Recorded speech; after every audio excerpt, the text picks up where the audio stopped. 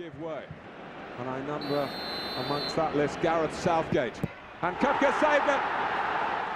If you remember this... You're right. What time did you get up? Too fucking early. Yeah, too early.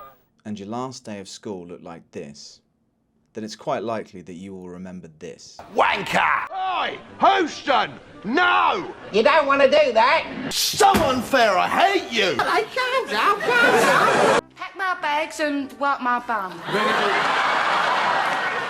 A friend of mine was an assistant to Harry Enfield for a while. She said it was one of the most difficult jobs she'd ever had, and it was because of him. Not because he was mean or unkind or anything, it was because he was hilarious. He was constantly taking the piss, and she couldn't get anything done. Wanker! In the mid-90s, every playground in the country was filled with kids imitating sketches from the latest Harry Enfield and Chums episode. He had such an impact because he made the kids and the adults laugh. I could make my mum chuckle by doing an impression of Kevin the Teenager.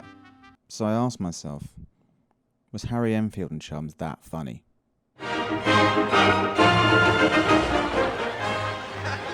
Tell me, Grayson, do you think association football will improve with the introduction of the new professional player? No, Mr. Chumley-Warner. Amateurs will never be bettered. If you give a working man a nice house, he'll quickly let it fall into a state of filth and depravity. Mr. Chumley-Warner wasn't really for me. I didn't get it. I didn't grow up with black and white TV. My parents weren't the Second World War generation, so it kind of went over my head. It's pretty sophisticated stuff, though. The awkward jump cuts for a comedic effect, the performances, and they really tap into that repressed, awful English thing. In the successful execution of one's conjugal rights in order to produce offspring. The other thing that shines through is that Harry Enfield has a great affection for that time. And that helps. I disagree with you. If you don't mind, Mr. Chumley-Warner, you're quite wrong. But some characters don't move me like they used to. I love Wayne and Waynetta Slob. They were so gross, and essentially they were really honest, you know, like they were honest about what they wanted to do, and I like that. And of course there's Kathy Burke. I'm gonna be a rich bitch. I am smoking a fade. Wayne, dearest. What? Our exclusive round-the-world holiday has been arranged. We depart for South America upon this very night. Jeeves, pack my bags and wipe my bum. Well, nor would you after half a bottle of scotch. You've not been giving her alcohol. Oh, of course not. She nicks it. Right, we're going to spend the money on them, Wayne. Well, first of all, I'm going to get my herpes cured. And after that, I intend to spend the rest on pizzas. No, Wayne. We're not touching a penny until we have consulted the sound financial advisor from Winalot. But there is something a bit ghoulish, and I'm a bit...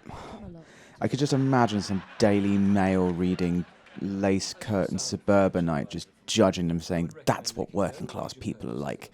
The drinking and the smoking, and they're so fucking fat. Right, that's him consulted. Let's go and spend. Wanker! He didn't always punch down, though. Now, do you know this fellow here? Fatty Bumstead. Crikey, you've changed. The name's Chapman. You have changed, name and everything. Still, don't blame you. Bummo Bumstead, the bog brush of Beedorm. The best gig I've ever done, I think, I mean, the one I've most enjoyed in my life was a benefit for the nurses. In '88, the nurses were on strike. And they were all on strike, and there was some benefit in Ealing Town Hall. And I was top of the bill, and there were lots of other people came on first. Yeah, like the government, get them out. Yeah. And everyone, yeah. All the nurses there. And then I came on, and I just came on at the front. Came on and just went, "Get back to work, you scum!" And they loved it. I don't go to football so much now, see? Because, you know, it's £4 on the terraces now, isn't it? It's not nearly enough! Loads of Money is still really on point. In fact, I would say that there are many versions of Loads of Money in the culture today, just not as self-aware. Ain't that a sad thing? With the dawning of a new political era, can we expect Tory boy to become a Tony boy? I was inspired to do this essay after re-watching Harry Enfield Undressed. It was basically a Q&A where he takes questions from an audience about his career.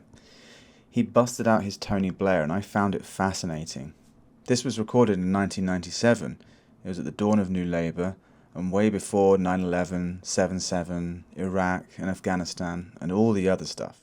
Like me, like me, like me.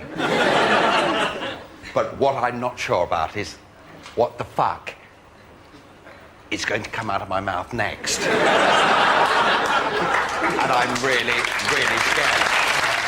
Yes, Harry Enfield and Chums does still work for me. In fact, while preparing for this essay, I realised how many characters still reside within me.